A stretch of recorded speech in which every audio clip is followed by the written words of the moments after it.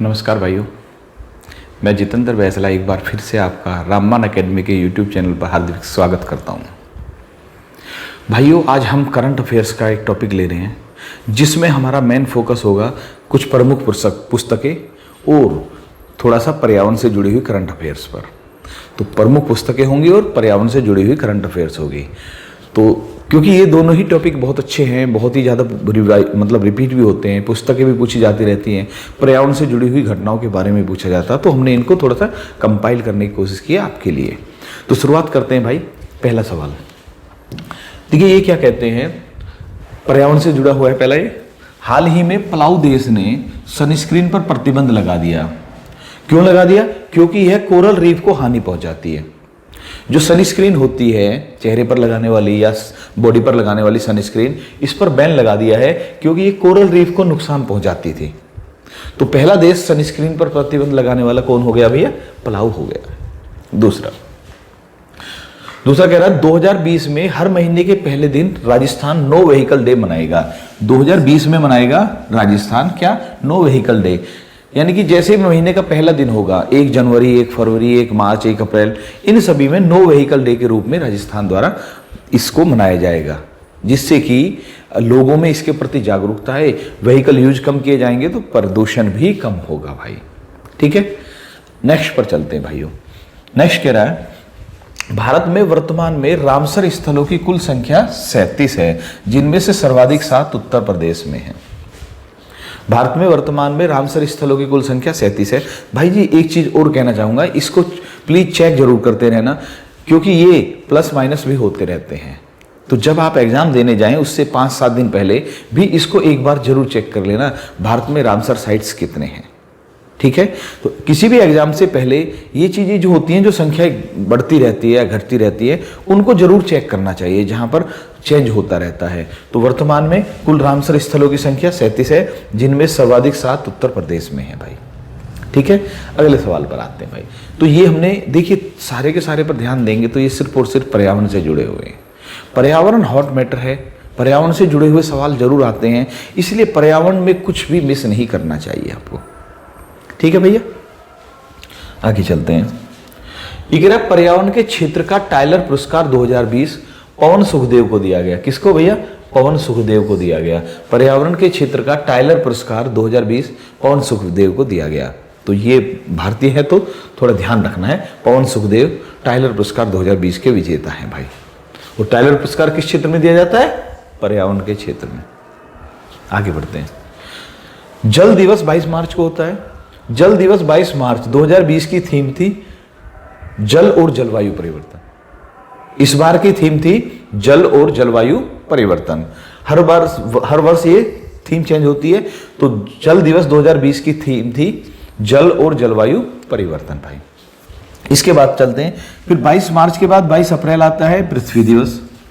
22 मार्च के बाद 22 अप्रैल पृथ्वी दिवस, अगले ही महीने में। और इसकी थीम थी जलवायु परिवर्तन, क्लाइमेट चेंज।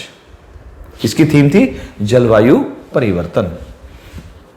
इसके बाद आ जाते हैं, जैव विविधता दिवस 22 मई 2020 को मनाया गया। जैव विविधता दिवस 22 मई 2020 को मनाया गया और इसकी थीम थी our solutions are in nature. यानी हमारा जो किसी भी चीज की समस्या का जो समाधान है वो हमारी प्रकृति में ही है। हमारी किसी भी समस्या का समाधान हमारी प्रकृति ही उपलब्ध कराती है। इस थीम के साथ 22 मई को बायोडायवर्सिटी डे मनाया गया, जैव विविधता दिवस मनाया गया इस बार। ठीक है, नेक्स्ट पर आते हैं। पर्यावरण दिवस 5 जून 2020 कोलंबिया में आयोजित हुआ। याद रखना, कहाँ? मेन कोलंबिया में आयोजित हुआ और इसकी थीम थी जैव विविधता यानी बायोडायवर्सिटी। ठीक है, इसके बाद आते हैं योग दिवस। हर साल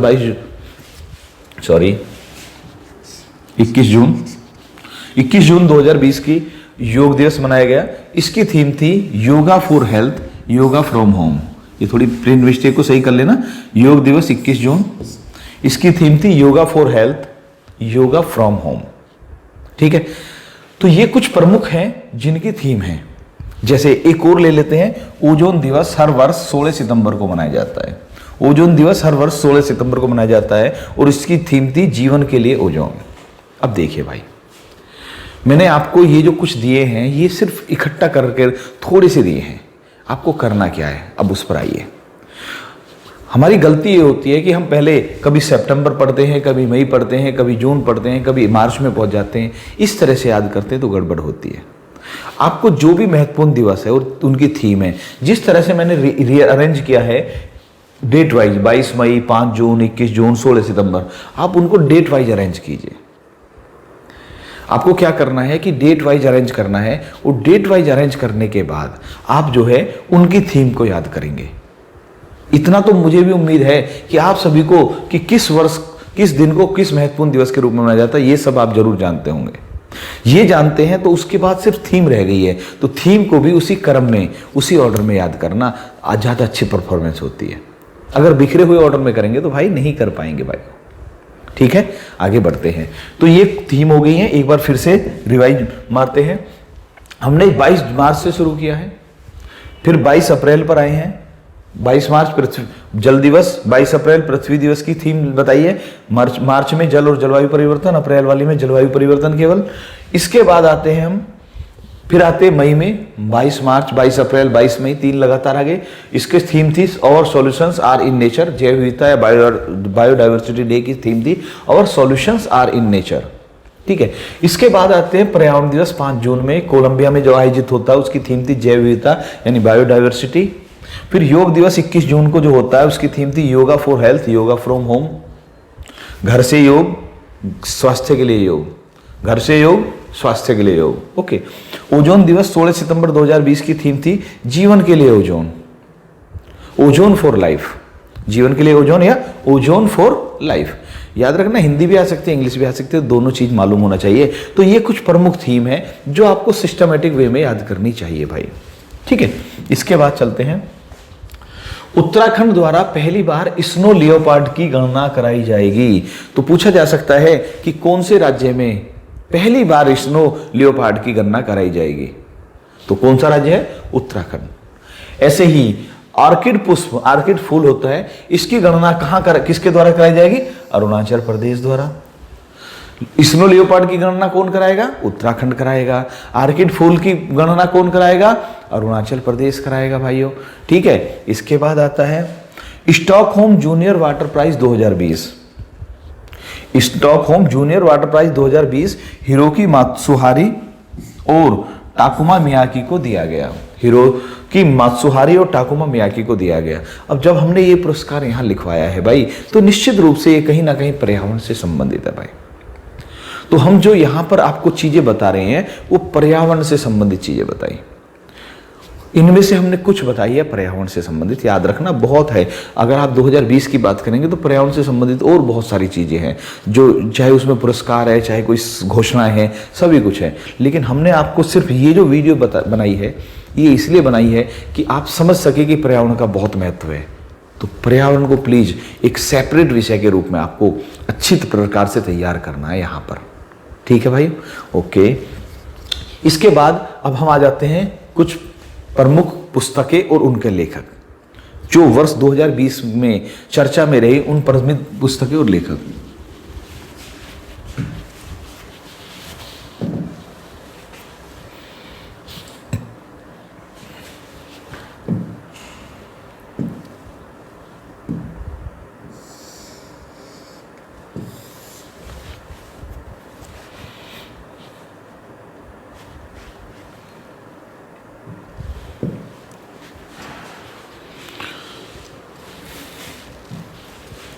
तो पहले आते हैं प्रमुख पुस्तकें और लेखकों में। ये है महत्वपूर्ण पुस्तकें। ये जो पुस्तकें हैं ये 2020 की महत्वपूर्ण पुस्तकों में से कुछ हैं। कुछ इसलिए कह रहा हूं मैं कि अभी आप सोचें कि भाई सब कुछ यही है, ऐसा कुछ नहीं हो सकता।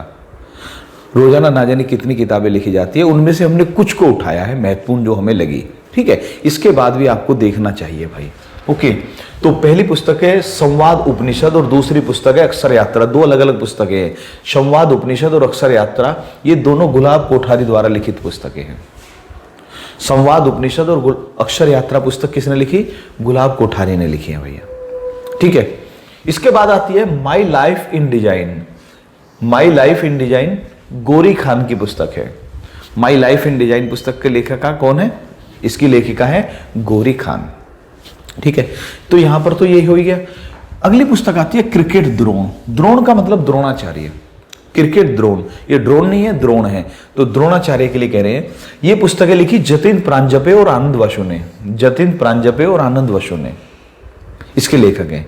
अब इस पुस्तक में निश्चित रूप से क्रिकेट के द्रोणाचार्य के बारे में बात कर रहे होंगे, क्रिकेट का द्रोणाचार्य यानी क्रिकेट के कोच के बारे में बात कर रहे होंगे।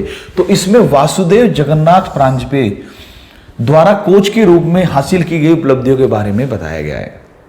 तो एक भारतीय क्रिकेट टीम के कोच वासुदेव जगन्नाथ प्रांजपे, पुराने भूतपूर्व कोच रहे हैं वासुदेव जगन्नाथ प्रांजपे, उन्होंने कोच के रूप में क्या क्या उपलब्धियां हासिल की उसके बारे में इस पुस्तक में लिखाया गया है क्रिकेट द्रोण में। अभी चेक कर लेना, जतिन प्रांजपे लेखक है, आनंद बसु लेखक है, लेकिन किसके बारे में? वासुदेव जगन्नाथ प्रांजपे के बारे में, वासुदेव जगन्नाथ प्रांजपे के बारे में है। और ये जो कोच थे इन्होंने सचिन तेंदुलकर, सुनील गावस्कर, सौरव गांगुली, राहुल द्रविड़ जैसे दिग्गजों के साथ काम किया है। तो इसीलिए इस चीज पर ध्यान रखना है कि किसके बारे में है? वासुदेव जगन्नाथ प्रांजपे। लेखक कौन है? जतिन प्रांजपे और आनंद बसु। ठीक है, आगे बढ़ते हैं। अगली पुस्तक है the end of an era, India exits Tibet. The end of an era, era मतलब युग। ये लिखे है क्लाउड अर्पी ने। ठीक है, the end of an era, India exits Tibet, cloud Arpi. इस पुस्तक में 1947 से 1962 के दौरान जो भारत और तिब्बत के संबंध रहे उनका वर्णन किया गया है।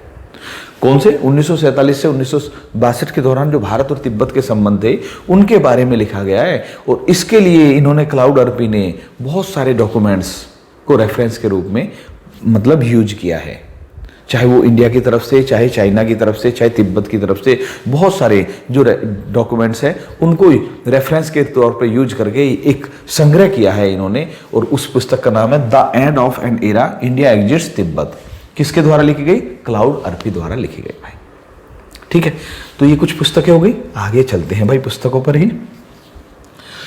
One arrange marriage, one arranged marriage Chetan Bhagat की पुस्तक है। अब चेतन भगत बहुत बड़े लेखक रहे हैं, 10-11 पुस्तकें लिख चुके हैं और इनकी जो भी पुस्तक आती है वो चर्चा में आ जाती है। तो चेतन भगत की बिल्कुल नई पुस्तक है वन अरेंज्ड मैरिज। चाहे हाफ गर्लफ्रेंड की बात करें, 3 मिस्टेक्स ऑफ माई लाइफ की बात करें, ये बहुत सारी पुस्तकें रही, लेकिन एकदम से लेटेस्ट पुस्तक है one arrange marriage, Chetan Bhagat की पुस्तक भाई। ठीक है, इसके बाद आते हैं अमेजिंग अयोध्या। बहुत ही ज्यादा इंपॉर्टेंट पुस्तक है अमेजिंग अयोध्या, क्योंकि अयोध्या चर्चा में भी रहा भी। अमेजिंग अयोध्या पुस्तक नीना राय ने लिखी है। अमेजिंग अयोध्या पुस्तक किसके द्वारा लिखी गई? नीना राय के द्वारा। तो इसमें अयोध्या के बारे में बहुत ज़्यादा ज्ञानपूर्ण बातें या जागरूकतापूर्ण बातें इसमें बताई गई है कि भाई अयोध्या को अमेजिंग क्यों माना जाता है। उन सब चीज़ों के बारे में इस पुस्तक में फैक्ट्स दिए गए हैं अमेजिंग अयोध्या में। ठीक है, अगली पुस्तक पर आते हैं Netaji, India's independence and British archives. Netaji, India's independence and India's independence and British archives, यानी नेताजी सुभाष चंद्र बोस के योगदान के बारे में है। और पुस्तक के लेखक है कल्याण कुमार डे। नेताजी सुभाष चंद्र बोस के योगदान के बारे में स्वतंत्रता संग्राम में है और पुस्तक के लेखक है कल्याण कुमार डे। ठीक है, आगे बढ़ते हैं। अगली पुस्तक है कनेक्टिंग, कम्युनिकेटिंग और चेंजिंग। पुस्तक का नाम है, सिर्फ यहां से यहां तक पुस्तक है। कनेक्टिंग, कम्युनिकेटिंग, चेंजिंग का विमोचन राजनाथ सिंह ने और ई बुक का विमोचन प्रकाश जावड़ेकर, जो सूचना प्रसारण मंत्री हैं, ने किया। ठीक है, ये जो पुस्तक है इसका कोई लेखक नहीं बताए जाएंगे क्योंकि ये ग्रुप द्वारा लिखी गई है, संकलन किया गया है। तो ये किसने? राजनाथ सिंह ने इस पुस्तक का विमोचन किया। लेकिन ई बुक का विमोचन किसने किया? प्रकाश जावड़ेकर ने किया। तो दो ने विमोचन किया है, राजनाथ सिंह जी रक्षा मंत्री ने और प्रकाश जावड़ेकर कौन है? हमारे सूचना एवं प्रसारण मंत्री। तो पुस्तक किसका विमोचन पूछा जाए? कनेक्टिंग, कम्युनिकेटिंग, चेंजिंग का विमोचन किसने किया? रक्षा मंत्री राजनाथ सिंह। पुस्तक के ई बुक का विमोचन किसने किया? सूचना एवं प्रसारण मंत्री प्रकाश जावड़ेकर ने किया। अब यह पुस्तक जो उपराष्ट्रपति एम वेंकैया नायडू के कार्यकाल से संबंधित है। हमारे उपराष्ट्रपति एम वेंकैया नायडू के 3रे वर्ष के जो कार्यकाल में उन्होंने कार्य किए हैं उन सभी के बारे में ये एक तरह से उनके कार्यों का कंपाइलेशन है भाई, कि बताया गया है कि कौन कौन से कार्य किए उन्होंने, महत्वपूर्ण उपलब्धियां क्या रही उनकी। तो अब पूछा जा सकता है कनेक्टिंग, कम्युनिकेटिंग, चेंजिंग पुस्तक किसके बारे में लिखी गई है? तो एम वेंकैया नायडू के बारे में लिखी गई है। दूसरा ये पूछा जा सकता है विमोचन किसने किया? राजनाथ सिंह ने किया। ई बुक का विमोचन किसने किया? प्रकाश जावड़ेकर ने किया। तो थोड़ा ध्यान रखना कि सवाल किस तरह से पूछा जा सकता है। तो ये 4 पुस्तकें यहां पर आ गई। नेक्स्ट चलते हैं भैया, the end game. The end game पुस्तक लिखी है एस हुसैन जैदी ने। एंड गेम पुस्तक किसने लिखी है? एस हुसैन जैदी ने लिखी है भैया। इसके बाद शिखर को छूते ट्राइबल्स, संदीप मुरारका की पुस्तक है, इंपोर्टेंट पुस्तक है भैया। शिखर को छूते ट्राइबल्स यानी एसटी जो होते हैं, अनुसूचित जनजातियों के बारे में, ट्राइब्स जो है भारत की, उनके बारे में इन्होंने संदीप मुरारका ने इनका वर्णन किया है कि किस तरह से आज की डेट में जो ट्राइब्स हैं वो मुख्य धारा से जुड़कर एक नई उपलब्धियों को हासिल कर रहे हैं। इसके बारे में संदीप मुरारका ने लिखा है शिखर को छूते ट्राइबल्स। इसके बाद एक और पुस्तक आती है स्वच्छ भारत क्रांति। स्वच्छ भारत क्रांति का संपादन परमेश्वरन अय्यर द्वारा किया गया, जबकि इसकी प्रस्तावना नरेंद्र मोदी द्वारा लिखी गई है। अब यह पूछा जा सकता है स्वच्छ भारत क्रांति पुस्तक की प्रस्तावना किसने लिखी? नरेंद्र मोदी जी द्वारा लिखी गई और इसका संपादन परमेश्वरन अय्यर ने किया। इसके अंदर जो लेख हैं, आर्टिकल्स हैं, वो बहुत सारे लोगों के आर्टिकल्स हैं। ठीक है, बहुत सारे लोगों के आर्टिकल्स इसमें शामिल किए गए हैं। तो संपादन किया परमेश्वरन अय्यर ने और इसकी प्रस्तावना लिखी नरेंद्र मोदी जी ने। कौन सी पुस्तक? स्वच्छ भारत क्रांति। ठीक है, इसके बाद आते हैं कर्म योद्धा ग्रंथ। कर्म योद्धा ग्रंथ बहुत चर्चा में रहा पिछले काफी दिनों से। कर्म योद्धा ग्रंथ कैबिनेट मंत्रालय द्वारा लिखा गया। सभी जानते हैं कैबिनेट मंत्रालय, ये किसी एक व्यक्ति द्वारा नहीं लिखा गया। नरेंद्र मोदी जी के बारे में कह रहा है, लेकिन लिखा गया कैबिनेट मंत्रालय द्वारा। ठीक है, और अमित शाह ने इसको लॉन्च किया था। किसने लिखा? कैबिनेट मंत्रालय द्वारा लिखा गया। अमित शाह जी ने लॉन्च किया, हमारे जो गृह मंत्री हैं, और नरेंद्र मोदी जी के बारे में कर्म योद्धा ग्रंथ में वर्णन किया गया है। ये तो काफी दिन से चर्चा में है ये पुस्तक। ठीक है, अभी एक पुस्तक और आ रही है अनफिनिश्ड। अनफिनिश्ड पुस्तक की लेखिका प्रियंका चोपड़ा। प्रियंका चोपड़ा ने अनफिनिश्ड पुस्तक की लेखिका। याद रखना ये पुस्तक अभी रिलीज नहीं हुई है, इसकी घोषणा हो चुकी है, लेकिन रिलीज होगी 2021 के फर्स्ट में। ठीक है, शायद जनवरी या फरवरी 2021 में ये रिलीज हो जाएगी और पुस्तक का नाम है अनफिनिश्ड, लेखिका प्रियंका चोपड़ा। ठीक है, एक पुस्तक और लिख लेते हैं। एक पुस्तक थोड़ी पुरानी है लेकिन इसका भी नाम लिखिए। पुस्तक का नाम माइंड गेम। माइंड गेम पुस्तक के लेखक विश्वनाथन आनंद। हमारे शतरंज खिलाड़ी विश्वनाथन आनंद ने माइंड गेम पुस्तक लिखी। इस पुस्तक में उन्होंने क्या करा कि ये जो पुस्तक है माइंड गेम, इसमें इन्होंने बताया अपनी सबसे अच्छी जीत के बारे में, सबसे बुरी हार के बारे में, और इस दौरान इनकी जो मानसिक अवस्था है उसके बारे में इन्होंने इस पुस्तक में वर्णन किया है कि सबसे अच्छी जीत पर क्या हुआ, सबसे अच्छी बुरी हार पर क्या हुआ, और हमें इसमें कैसे सामंजस्य बैठाना चाहिए जीत और हार के बीच में। इस पुस्तक के द्वारा पता चलता है। पुस्तक थी माइंड गेम और लेखक विश्वनाथन आनंद, हमारे प्रसिद्ध, भारत के प्रसिद्ध शतरंज खिलाड़ी भाई। ठीक है, आगे बढ़ते हैं। 4 पुस्तकें और हैं। द इकाबॉग पुस्तक बहुत महत्वपूर्ण है। जेके रोलिंग, हैरी पॉटर सीरीज की पुस्तकें लिखने वाली जेके रोलिंग की पुस्तक है द इकाबॉग। पुस्तक सीरीज कौन सी है? Harry Potter series. और उन्होंने the casual vacancy, Harry Potter series, the Ickabog, इनकी एक और पुस्तक casual vacancy.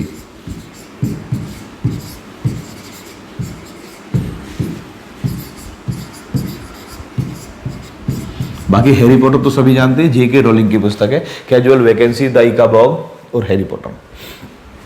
A song of India Ruskin bond की पुस्तक है।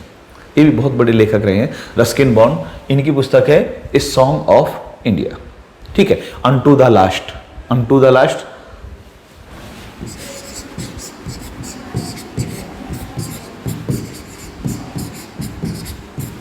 रस्किन बॉन्ड की पुस्तक है।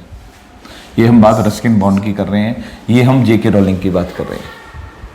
ठीक है, इसके बाद देखते हैं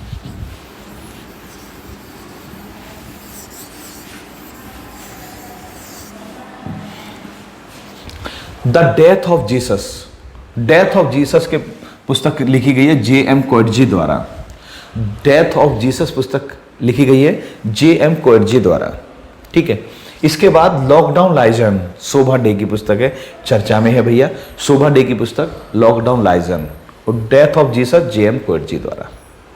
देखिए भाई, मैंने फिर से बोल रहा हूं कि ये मैंने कुछ पुस्तकों के बारे में आपको कोशिश की है कि कुछ पुस्तकें जिनके बारे में आपको थोड़ी जानकारी अच्छी प्रकार से हो जाए, ठीक है।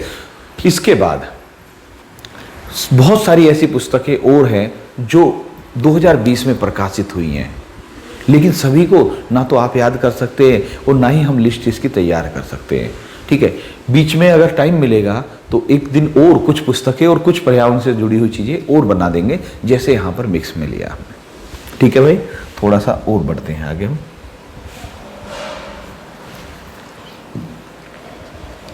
अब हम थोड़ा सा कंप्यूटर के बारे में ले लेते हैं, करंट अफेयर्स से छोड़कर थोड़ा सा कंप्यूटर के बारे में आ जाते हैं भाई। देखिए भाई, पहला सवाल कि वर्ल्ड का पहला सुपर कंप्यूटर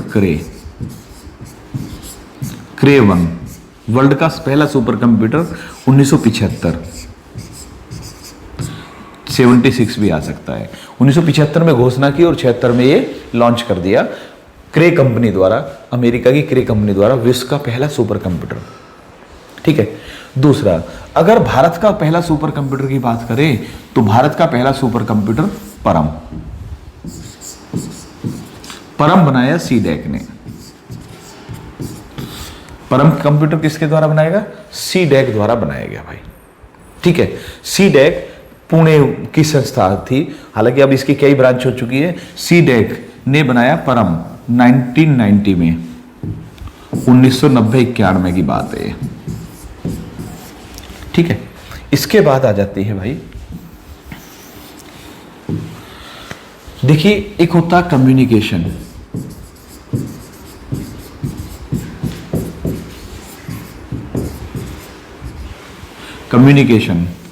कम्युनिकेशन यानी संचार। तो संचार की जब हम बात करते हैं तो संचार का मतलब होता है कि अब हमारा संदेश, हमारा डेटा या कोई भी मैसेज एक स्थान से दूसरे स्थान पर पहुंचाना कम्युनिकेशन कहलाता है। एक स्थान से दूसरे स्थान पर मैसेज को पहुंचाना कम्युनिकेशन कहलाता है। जब हम कम्युनिकेशन की बात करते हैं तो कम्युनिकेशन होता है फर्स्ट टाइप का सिंप्लेक्स। कम्युनिकेशन के 3 प्रकार होते हैं। सेकंड टाइप होती है हाफ डुप्लेक्स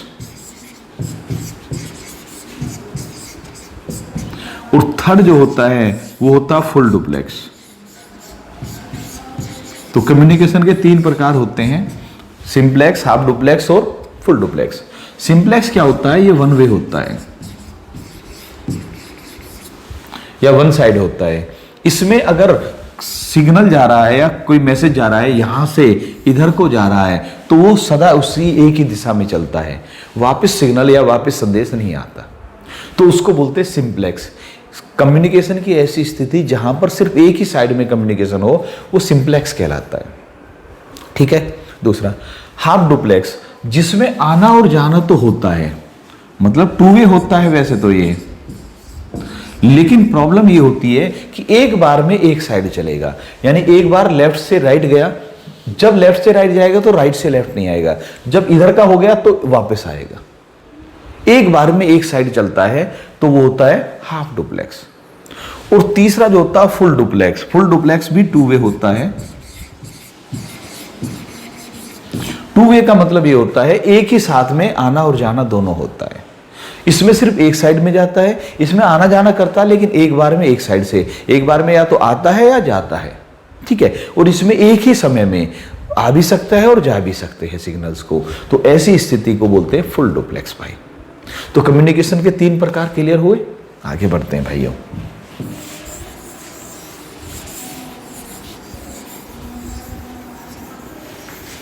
हाँ जी,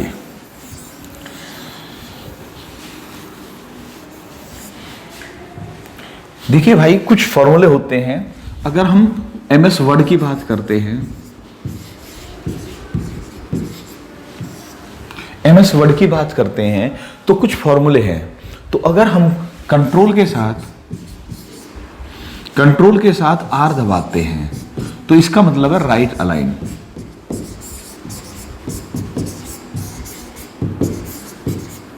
ठीक है, राइट अलाइन, यानी अगर हमने कंट्रोल और आर को एक साथ दबा दिया तो हमारा राइट साइड से वो अलाइन हो जाएगा। ठीक है, और कंट्रोल के साथ एल दबाते हैं तो क्या भैया, लेफ्ट अलाइन। कंट्रोल के साथ एल दबाने पर लेफ्ट अलाइन होता है, मतलब लेफ्ट साइड बिल्कुल सेम हो जाएगी, जैसे ये हो गया बिल्कुल सीध में आ जाएगा, इधर आगे पीछे होता रहो कोई फर्क नहीं पड़ता। तो राइट अलाइन में इधर से मैच होता है, लेफ्ट अलाइन में इधर से मैच होता है। ठीक है, कंट्रोल ई का मतलब होता है सेंटर, सेंटर लाइन, यानी कि कुछ भी चीज लिखेंगे वो बिल्कुल सेंटर में, पूरी स्क्रीन पर या पूरी जो हमारे पेज होता है उसके बिल्कुल सेंटर में प्रिंट होगी। अगर हम उसको करेंगे चाहे कितना भी बढ़ा ले वो सेंटर में ही रहेगी, और इधर भी जितना बढ़ेगी इधर भी इतना ही बढ़ेगी, तो सेंटर में अलाइन हो जाती है वो। कंट्रोल ई, तो आर से राइट, एल से लेफ्ट, कोई दिक्कत नहीं है। ई का मतलब सेंटर लिया है हमने। इसके बाद आता है कंट्रोल जे। कंट्रोल जे क्या होता है, जो सबसे ज्यादा प्रयोग होता है वो कंट्रोल जे होता है। कंट्रोल जे का मतलब होता है जस्टिफाई,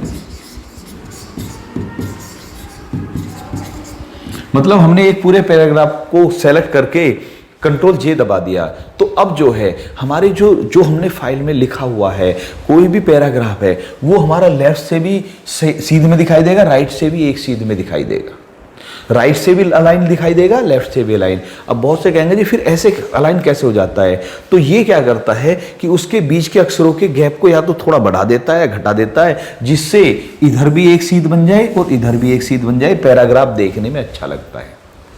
तो कंट्रोल जे का मतलब है जस्टिफाइड। ठीक है भाई, थोड़ा और बढ़ते हैं। इसके बाद आ जाते हैं हम, याद रखना ये हम MS वर्ड में ही चल रहे हैं लेकिन और भी कई जगह पर यूज हो जाते हैं, जैसे कंट्रोल ए, बहुत ही महत्वपूर्ण है, सेलेक्ट ऑल। कंट्रोल ए का मतलब है सेलेक्ट ऑल, जितना भी मैटर है उसको, जो भी खुला हुआ है, जो भी फाइल खुली हुई है उसके मैटर को पूरे को सेलेक्ट करना, तो कंट्रोल ए दबाइए। ठीक है, इसके बाद ये तो आसान है, कंट्रोल सी का मतलब है कॉपी, सॉरी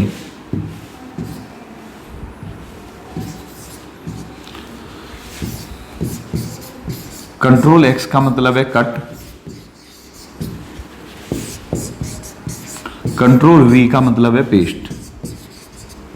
तो ये कंट्रोल वी है या तो कंट्रोल एक्स के बाद यूज होता है, कंट्रोल सी के बाद होता है, दोनों में से किसी के बाद भी कंट्रोल वी का प्रयोग होता है। कंट्रोल वी अकेला कभी भी प्रयोग नहीं होता, या तो पहले कंट्रोल सी करे फिर कंट्रोल वी करे, या कंट्रोल एक्स करे कंट्रोल वी करे।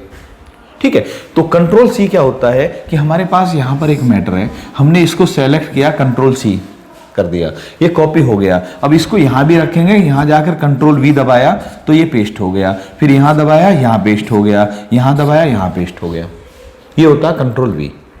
लेकिन अगर हम कंट्रोल एक्स का प्रयोग करें तो हमने मान लिया, अभी सपोज कीजिए हमारे पास एक मैटर है, जो हमारे पास इतना मैटर है यहाँ पर, तो हमने कंट्रोल एक्स दबाया तो ये यहाँ से हट जाएगा, ये यहाँ से समाप्त हो जाएगा। अब जहाँ भी हम कंट्रोल वी दबाएंगे वहाँ जाकर छप जाएगा ये, तो कंट्रोल एक्स में उस स्थान से कट हो जाता है, फिर दूसरी जगह हम पेस्ट कर देते हैं। लेकिन कंट्रोल सी में उस स्थान पर भी रहता है और दूसरे स्थान पर भी रहता है। अंतर आ गया? कंट्रोल सी करेंगे कॉपी और फिर कंट्रोल वी करेंगे, जहां पर जाकर करेंगे वहां पर फिर वो पेस्ट हो जाएगा, पुराने स्थान पर भी रहेगा और नए पर पेस्ट भी कर सकते हो आप इसको। ठीक है, तो ये हो गए कुछ, और इनके बाद थोड़ा और बढ़ते हैं हम।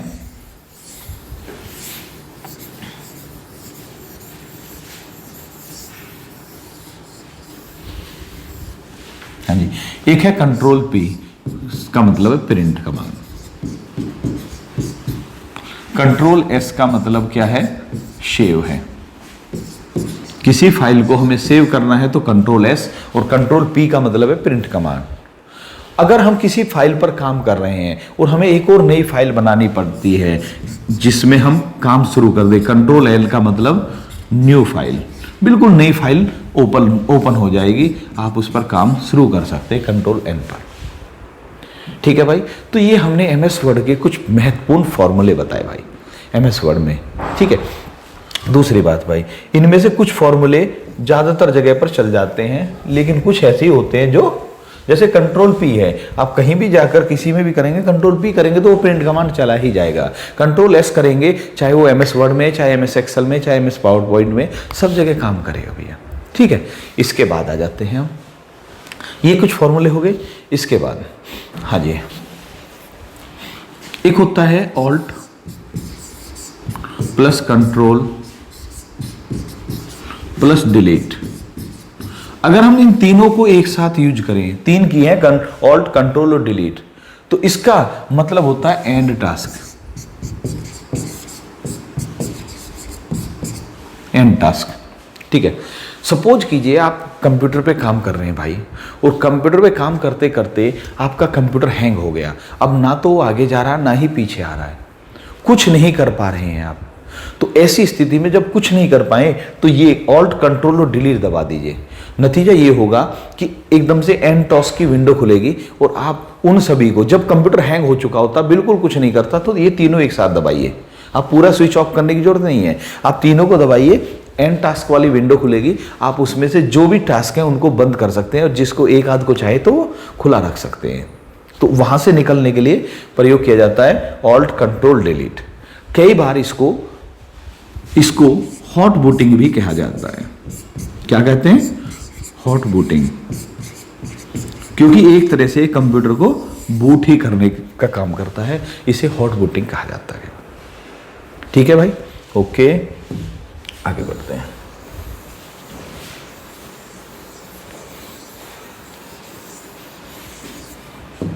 हाँ जी,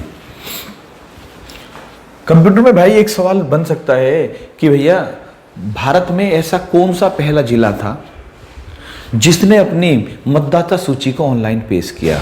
तो गाजियाबाद जिला। गाजियाबाद जिला जो है उत्तर प्रदेश का, जो कि हमारा मूल जिला भी है, गृह होम डिस्ट्रिक्ट भी है गाजियाबाद। गाजियाबाद जिला पहला जिला था जिसने मतदाता सूची को ऑनलाइन पेश किया। ठीक है भैया, तो आज की वीडियो में हमने आपको कुछ करंट अफेयर और थोड़ा कंप्यूटर के बारे में बताया भैया। आज की वीडियो हम इतना ही रखते हैं, अगली वीडियो में फिर मिलते हैं। जय हिंद भाइयों।